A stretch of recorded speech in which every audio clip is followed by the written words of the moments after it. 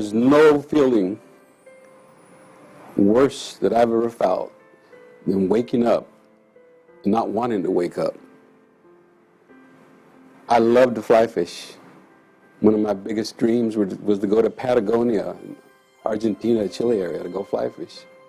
If at that point in time you would have come to me and said, I'm going to give you 2 weeks fully paid vacation to go fly fish, you could have not gotten me on that plane to go because I was not interested.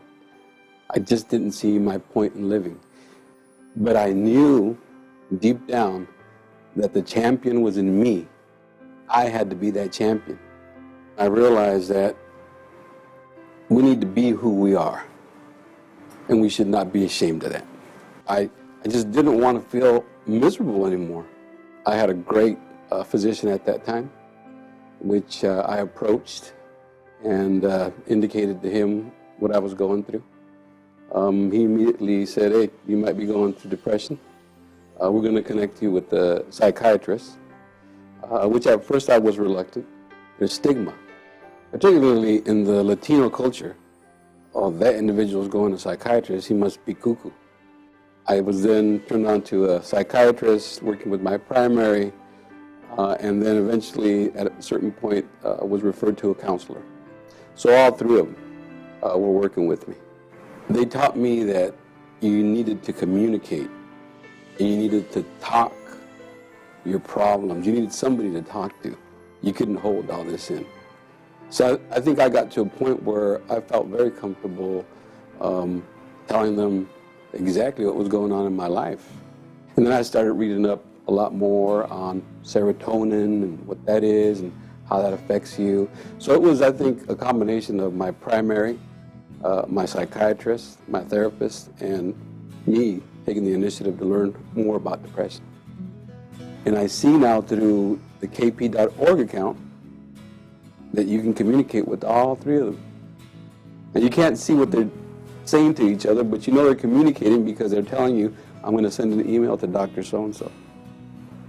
So I went from depression to a very stressful job, raising a family, to getting anxiety attacks. So it wasn't depression. After my depression came anxiety attacks, which also are fixed through antidepressants.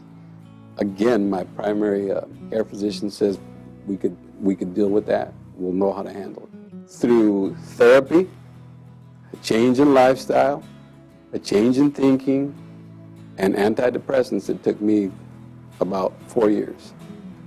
It is a lifelong process, but I think learning coping skills are very important, along with being able to have an open, direct dialogue with your primary care physician, not being afraid that you're going to be labeled as crazy.